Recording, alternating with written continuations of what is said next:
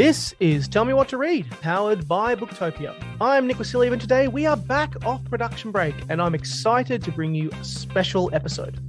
Currently, Booktopia is in the middle of celebrating all things YA this August. And with that, we're excited to launch a brand new series, spoilers and all, where we talk about books in all detail.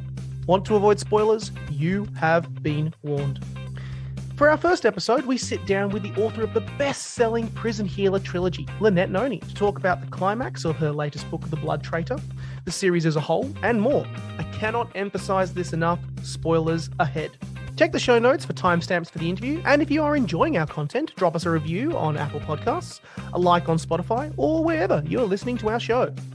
Now over to Sarah's spoiler-filled interview with Lynette Noni, author of The Prison Healer, The Gilded Cage, and The Blood Traitor, which you can purchase in the description right now from booktopia.com.au. Welcome everyone, I'm Sarah McDuling and I'm really excited to be chatting today with best-selling author Lynette Noni. And what we're planning to do is a deep dive, spoilerific discussion about the Prison Healer Trilogy, in particular the third book, The Blood Traitor. Everything is just on the table for discussion here. I'm going to be asking you all the things we would normally avoid to not spoil things for readers who haven't read it yet. So this is like the official spoiler warning for everyone. You have two choices here. You either have read these books and then you want to hear us talk about them, or if you haven't read these books, and I cannot stress this enough, you need to not care about spoilers because we're going to be discussing all the plot details. So, Lynette, thank you for joining us. Hi, you have no idea how excited I am to talk to you today without having to filter myself. I cannot wait. I'm really excited too. I feel like I have to normally tread so carefully in the podcast to avoid giving anything away. So it's going to be really awesome to just not even have that worry. I know. I'm grinning so wide that my mouth hurts. I'm so excited. Okay, so before we start getting into the plot specific things, Blood Traitor's out in the world now, so your trilogy is complete. And I just really wanted to ask, how does that feel? Yeah, I mean, it's crazy. It's especially because all three books came out in such quick succession. I mean, it's been, 15 months, I think it was, between all three, from the first book to coming out to the last book. And so I still feel so embedded in that world. And so it's such a bittersweet feeling. Like I'm so happy and I'm so relieved that it's come to the conclusion that it did. But I miss the characters and I miss the world. And it's just, I'm happy to see them fly free, but I also would like to keep them close. So it's a weird kind of, juggling act there of all my emotions. And I just kind of, it's strange. It's strange. It has been a wild ride in terms of how quickly you did this. I don't really know of many other trilogies that have all been out in such a short period of time. So I can totally understand how you must have a bit of whiplash there. From the reader's perspective, it's just great because we didn't have to wait very long in between books. Well, and there was such horrible cliffhangers on the first and second books. Oh God, really painful ones, like really, really painful ones. I thought that the game changer ending of book one was like mind-blowing. And then I got to the end of book two sometime later, having sat with the book one cliffhanger for a while, and I was like, oh God, this one's worse. It's like... It really was worse because you're so connected to the characters by then, and it's such a horrible cliffhanger to leave it on. Like, if I had $1 for every screaming message I got from someone, I wouldn't have to write another word in my life. People were very unhappy with me.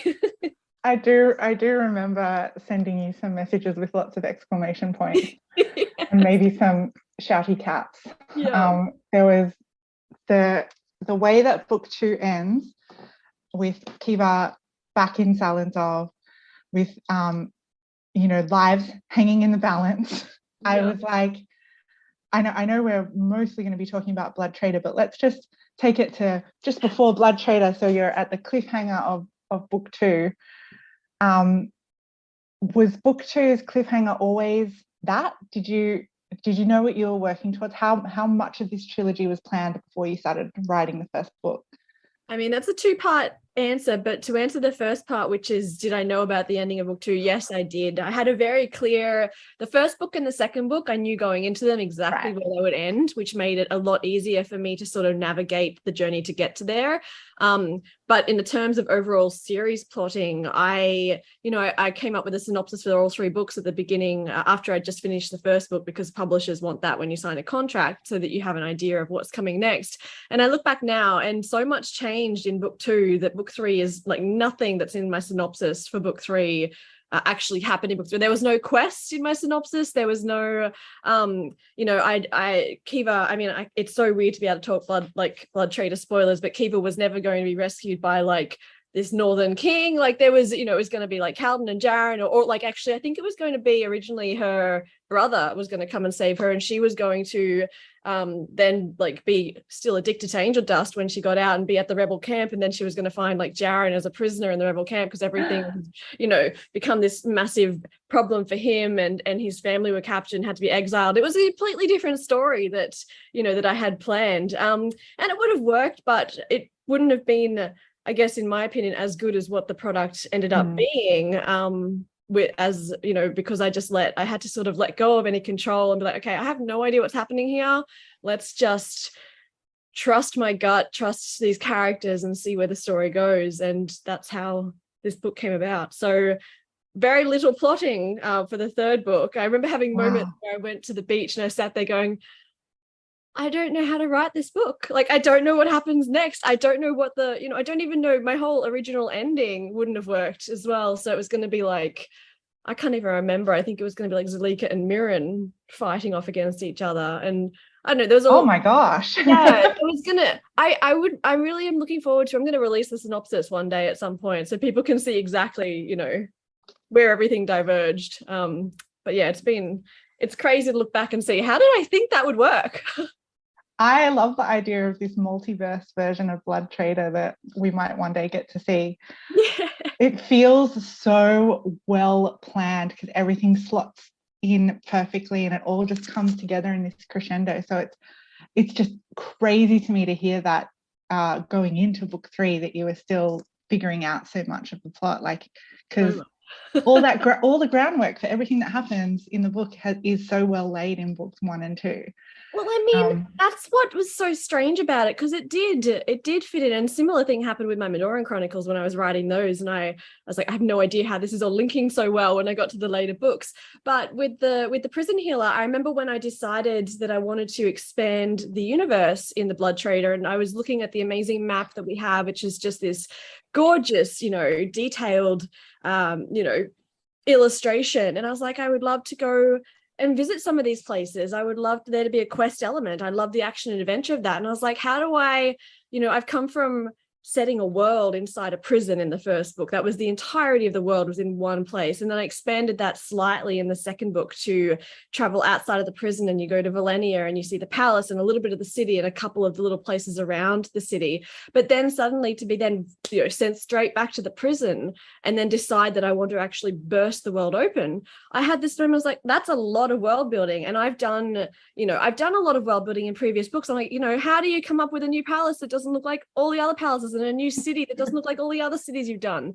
And I realized at that moment that I'd actually already set the groundwork up for me in like a small paragraph in the Gilded Cage, where Kiva goes and she sneaks into the Royal Council meeting, and so she walks into the room in the tunnels beneath the palace, and then she hides in the cabinet thing and eavesdrops on them. But when she walks into the room, there's like this paragraph where she looks at the maps on the walls, and she just has like, it's an introspective kind of thought. She would have loved to have traveled to, the forests of, I don't even remember the name of my place, but, like blah, and then the arid deserts of blah, and then the windswept kingdom of blah, and then the salt mountains of blah. And I'm like, I actually have a description for all these places already right in front of me, and I have the key focus of what they're known for. So I have it already there. I just have to expand on it a little bit. So a lot of the things that you're talking about that seem seamless, they came through seamlessly for me as I was writing, purely because there was all that accidental stuff that I'd already written. So you say accidental, I say genius. I feel like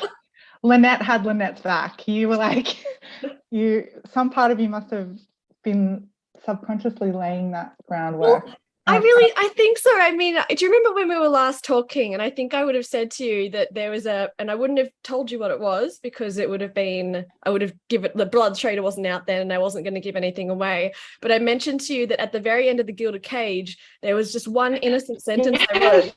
And I sat back and I was like, oh my gosh, this changes everything. So that sentence was actually what really changed the course of the third book for me. And that was when Kiva and Zulika are talking right at the end. Kiva is, it's just after the masquerade. Kiva is in the cell beneath the prison and Zulika is talking about, you know, how their mother made an agreement with King Navik to join the rebels and the Miravans. And Kiva says, hang on a second, you're marrying him? And, you know, when I wrote that, and I just kept writing on, and then I realized Zulika didn't answer that question. She just continued the conversation. And I was like, dodged it. I was like, it's not Zulika that's marrying him. It's him who's been betrothed to Kiva and she has no idea. And so, oh my God. Yeah. So I'm like, well, Zulika knew, everyone except Kiva knew. I'm like, that is the basis for the third book. That's how it's going to start. That's how the problems are going to mushroom because of this Northern King who adds an extra villain element to this, you know, story. So, but I had no idea until I was just happily writing away in my own little zone. I was like, oh my gosh, what just happened? So yeah, that was fun. That is amazing to me. There's so many things I want to discuss that are sort of particularly character-based and definitely like some key romantic-based things. But to avoid asking you something and then asking you another question and it's the same answer, I thought I would first ask, is there a scene in Blood Trader or perhaps in the whole trilogy that you enjoyed writing more than any other scene? I mean, there's a couple that I really did love, or that I was waiting for so long for. So if we stick purely to the Blood Trader, is that what you want? Yeah, let's do that. Okay, so in the Blood Trader 2, that really kind of, you know, that just had such a kind of a wow, like I waited for this. I had no idea if I'd be able to pull it off, but I waited for it. One is the Midnight Markets, where Kiva, you know, you just go through a whole range of emotions. She's so high, so she's so happy, and then she's so sad, and then she verbally vomits everything, and you're aware that like everyone's listening, and she's just, you know, happy in her world. And so, you know, that was I sort of really wanted there to be a way, because I knew she was never going to really let anyone know those deepest, darkest hurts in her. Like, you know, obviously Cresta knew some of it, but, you know, she was not going to let Cresta, we learnt, you know, early on when everyone sort of reunites for the first time, she tells Cresta to shut up before Cresta can tell her, like, Kiva's secret. Yeah. So I was like, the only way they're actually going to learn the full scope of how much pain she was in and everything, and how much she, you know, how much she hates herself for what she did, is if she blurts it out, you know. So that was such an emotional scene, and just the beginning of kind of the healing there. But also the Salt Mountain scene where she and Jaren, you know, end up, you know, finally talking. Yeah, I know. So those are really pivotal for me. But I also, there's some smaller moments. Like I love the reunion with Calden in this book. Like when, you know, when she's waiting for him to blow up at her and to scream at her. And instead he's like, you look so pathetic right now. You know, like, I'm just going to hug you and that's it. You know, we're fine. And I was like, I just love you so much, you know. And then, you know, when Tip forgives her is another really powerful moment. And it's just you know, kind of I had someone say to me, while I was still drafting, I hope everyone forgives her really easily. I'm like, well, no, you don't, because there's no payoff for that. You know, there needs to be, she's done something pretty bad and she feels terrible about it, but there needs to be a, you know, a redemptive arc kind of here. So those are kind of key ones. Cresta, I feel like every scene she's in was amazing, and I loved every one of them just to create her. But Cresta was a joy and a revelation in Blood Trader. I can't help wanting to ask, because, you know, she was in book one, and never in a million years back in book one, if you had told me by the time this trilogy is over, Cresta is going to be probably your favorite character, I would have been like, no way. Yeah. Did you know even back in book one what was in store for her? I did not. And I mean, I always knew, especially when I knew that Kiva was going back to Zalandov, that Cresta would have a role. I didn't know what role. I certainly didn't know that she would be royal, you know, and that would be that kind of like, you know, that link there. I thought she might have like been helped Kiva get back to the rebels. They might have broken out together or something. But so I always knew she was going to come back into it. But when I finally got Kiva back to Zalandov, I was like, well, Kiva needs to be stripped of every comfort now. She needs to go down to her most horrific, painful self. So, you know, characters like Mott, who would have offered a comfort to her, need to be gone. You know, Grendel, you know, any of the people that we knew from the first book need to not be available to help sort her out and help her through this withdrawal. And I'm like, what if she's with like her enemy? It's like when you put like, you know, when you read a romance book and it's enemies to lovers, but they're stuck in close quarters together and they work out, you know, everything. This is kind of like enemies to best friends, except I don't think Cresta would like the term best friends. She probably wouldn't even like the term friends. But, you know, like that, like, it's just, I feel as if Cresta has this character that is, you know, such a hard exterior, but such a marshmallow on the inside. And she's so loyal. And the fact that Kiva once saved her life, you know, it's a blood debt that Cresta wasn't going to let her die. Or she was going to try her best to not let her die. And I think, you know, it's like that. I think it's in the book. I think it's like when Cresta's like, you're like a fungus, you've grown on me. I can't kind of get rid of you now, you know, like, and there's just such a fierce loyalty and a bond that grows between them. And from that, I just kept putting her, I was like, I need more of this character. She's so strong. She's exactly what Kiva needs. She does the tough love so well. Yeah. And there's not really another character like her. Like so many of the other characters are a bit, you know, they're nice or they're sweet or they're understanding. And Cresta will just like, you know, she'll say it as it is. Like even when Kiva, even, you know, halfway through the book or whatever, when Kiva's like, woe is me, everyone hates me. Cresta's like, well, so what? They do. Move on, you know. So and she's so good at the tough love, but she's also, considering what Kiva is put through, yeah, she needed one character who was just going to have her back and not one character where, you know, they have their issues to sort out because they're frenemies and they've got to move to friends. But that's less complicated, right? Like Cresta's not blaming her for anything. She's got nothing to apologize to Cresta for.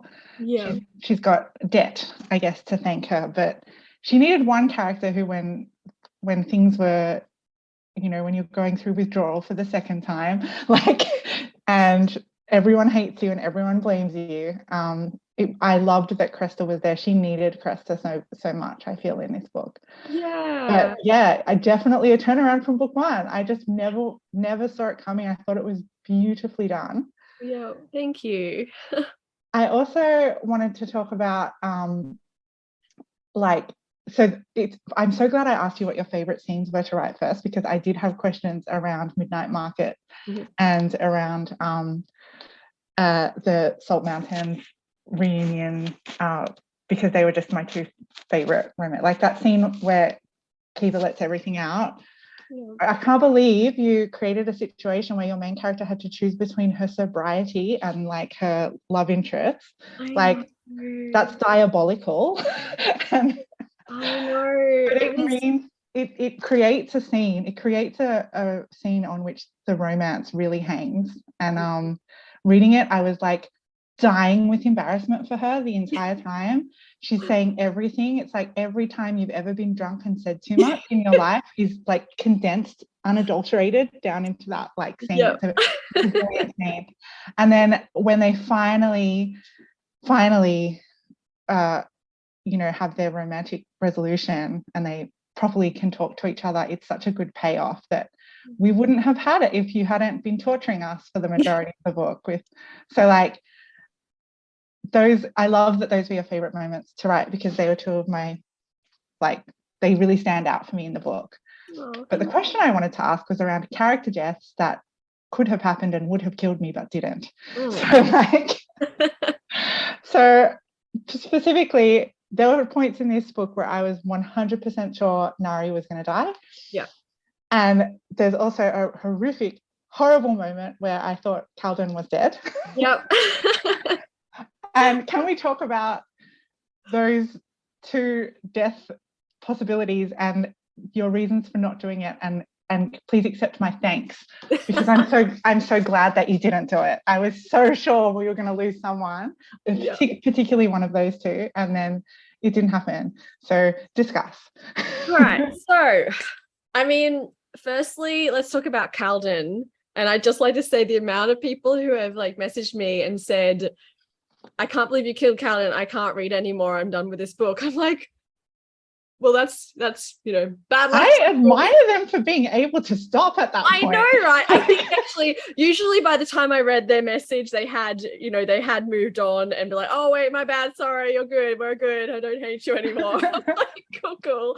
I don't care. Like I'm very like I don't currently respond to DMs, but I'm checking as much as I can. So it's funny for me to see these things and be like, well, I'm glad I didn't see this as it was happening in lifetime, because I would have been like, just keep going. Fine. But I get it. I get the anger. I mean, it's Calden. He is devastating. And I did have to really debate, am I going to actually have him be dead? And I was like, there was a lot of factors I had to think about. And I'm like, the whole point of this series, well, not the whole point, but a big part of the series is all the amount of plot twists and the amount of turns, the amount of surprises and the amount of strategies and the amount of things that happen off page that you don't know about until they happen. And I'm like, let's give Tip a little bit of a moment. Like, we already know he's disappeared at the midnight markets. Why has he disappeared?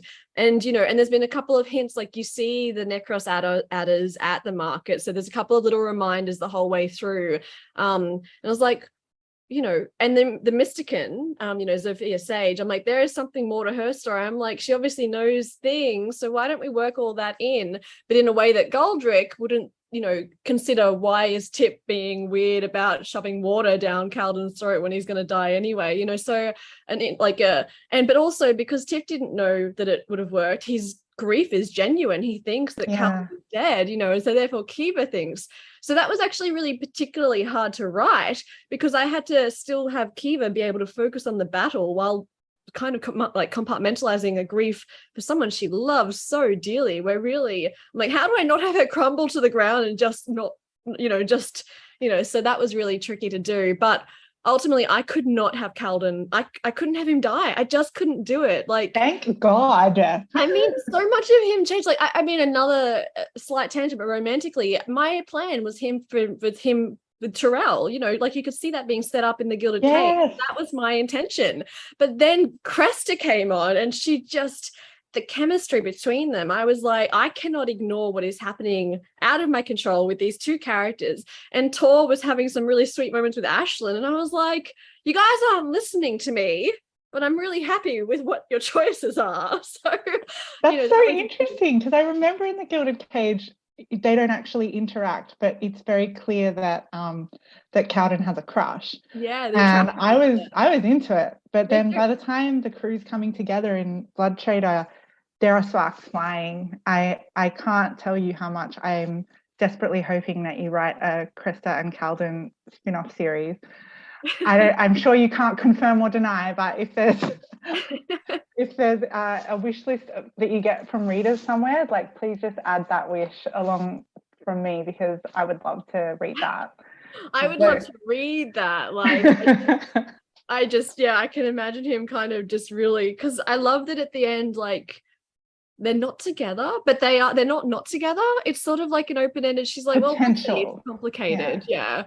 And I like that, because it doesn't make everything too, how sometimes everyone's paired up and happily ever after. I'm like, yeah, well, everyone's happy and content, but there's still some, she's now the queen of a very difficult kingdom that has made a very powerful enemy with the neighboring, with Caramore, which was, their, she's got to try and mend those fences, because Navik, attacked Rochelle.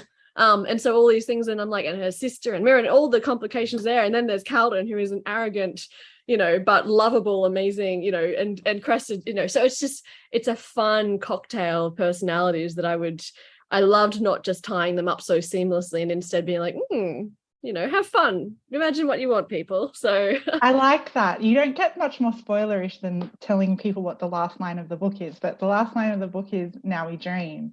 Yeah. And that's specifically Jaren to Kiva, but it sort of feels like it goes for all of them. Like, this is an ending of a series that is both really satisfying and also really open. Like, there's so much still to happen in that world, and I love it for that. But I do want to talk about an element of the ending. We're rapidly running out of time, so this is going to be my big ending question. So if there happens to be anyone still listening who might not want to know a major ending element, we've already discussed lots of major plot points, but this one ties specifically to the ending. This is your final warning. So in the end, Kiva is faced with a decision wherein she sacrifices her magic in order to save, well, I mean, ostensibly to save Jaren's magic, but also to save the day and defeat the big bad. But that choice, after watching her struggle so much through this series, have so many challenges and have to face those challenges repeatedly, and how hard it was for her to come to terms with her power and reach a place with that magic where she wasn't scared of it. How hard was it for you to make that call, and how did it feel to sort of, because it feels right for the characters, but it would have been really a tough choice, I feel, as the writer.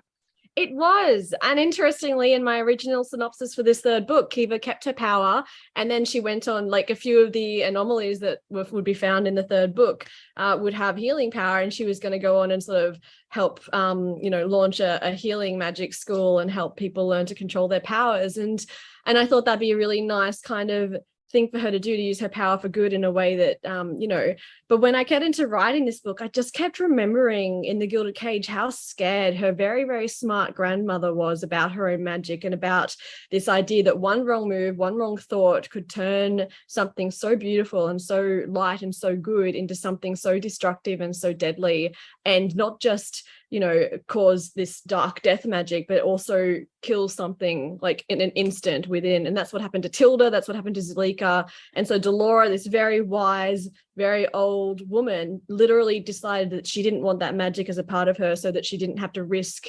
that ever happening. And so that was kind of all in my mind, and I was like, Kiva is going to forever have this fear hanging. I mean, at the beginning of The Blood Trader, she can't use her magic because she is subconsciously afraid of that happening.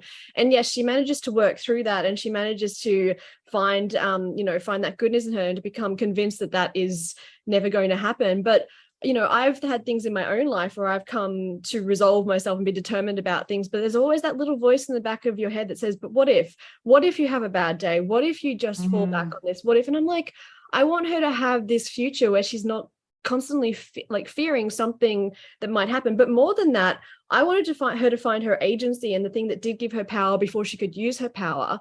And that was that for 10 years, she worked as a mundane healer in one of the most horrific places in the world. And she loved it. She loved living the legacy of her father, who had no magical gift and was a healer, and he healed to save people and to help people. And that was always Kiva's heart. It never had anything to do with her magic. It was always what she had learned. And her father's dream, and therefore Kiva's dream, is to go to Silverthorn Academy and to learn, these healing, these healing practices, and all of this. None of this had to do with magic. And I'm like, I think, it's hard. And I know a lot of people critique when the main character loses power and whatever, but like none of that factored into my decision. I was like, what is true to Kiva? And Kiva's strength is her humanity without her magic, or with her magic. But in this case, she doesn't need her magic to be able to not just survive, but to thrive. Whereas someone like Jaren, for all the reasons we learned in The Blood Trader, he obviously also learned to survive without his magic purely because he had to, but his entire kingdom would be at risk. His brother would have had to have taken the throne. His brother is so young. Jaren didn't want that for his brother.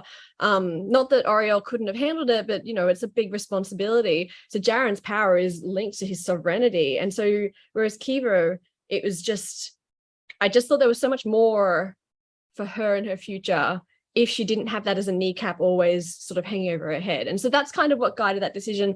I also really liked the balance of, if Zalika has to lose her power and Kiva loses her power, there's no more quarantine power in the world. So we believe. So, like things like that, like just, the balance of light and dark, it kind of just had to be evened out a bit. And that's kind of what really made that decision happen.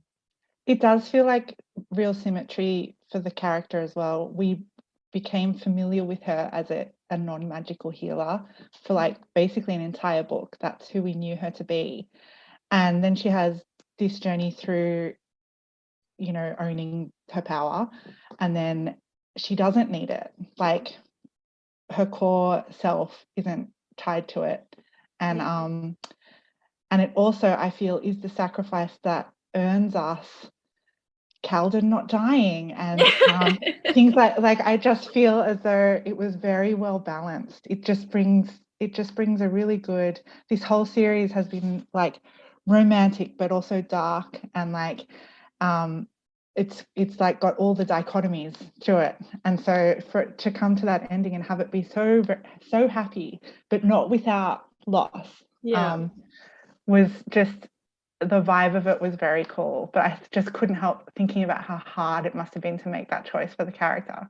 It was, but you're very much correct about the Calden side of it as well, because there needed to be loss. You know, I couldn't just have it happily ever after for everyone without any caveats. Like, it had to be, well, you know, okay, so we're going to have some characters die. So like Galdrick is going to die, but, you know, by then you want him to die. You know, Navik is going to die, you know, also you want that to happen.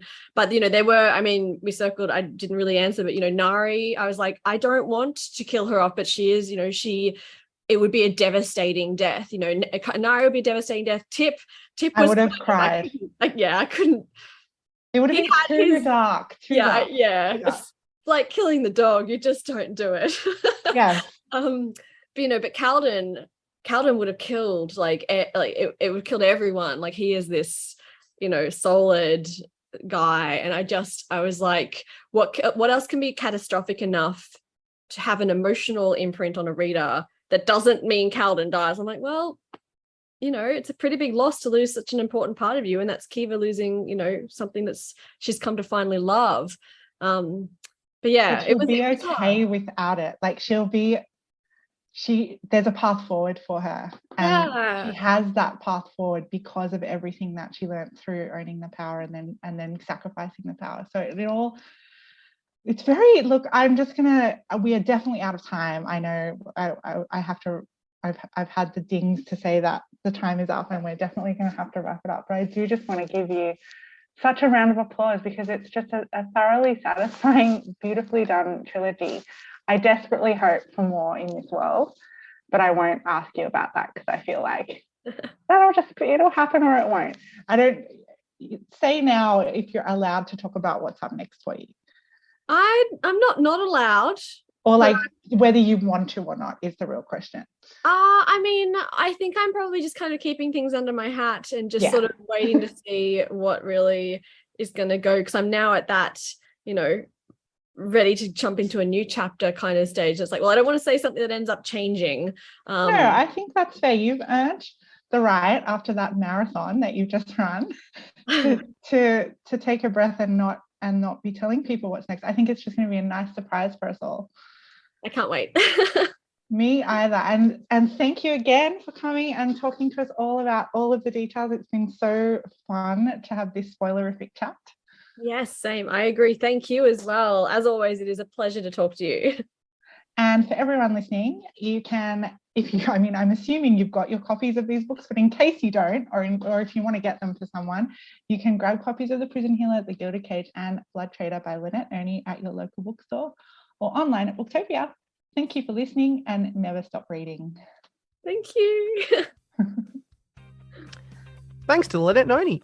You can find links to all books in the description below, or head over to booktopia.com.au. If you enjoyed our show today, drop us a review on Apple Podcasts or a like on Spotify and let us know what you think. Or if you're enjoying our show, you can subscribe to our channel and be notified whenever new episodes drop. Links in the description. Before we go, we have a sponsored book for today's episode, and that is The Faculty by John Dale. Sarah Dixon is a 31-year-old casual academic who is finally achieving her dreams of a placement at a prestigious university, even if it is only a short-term contract.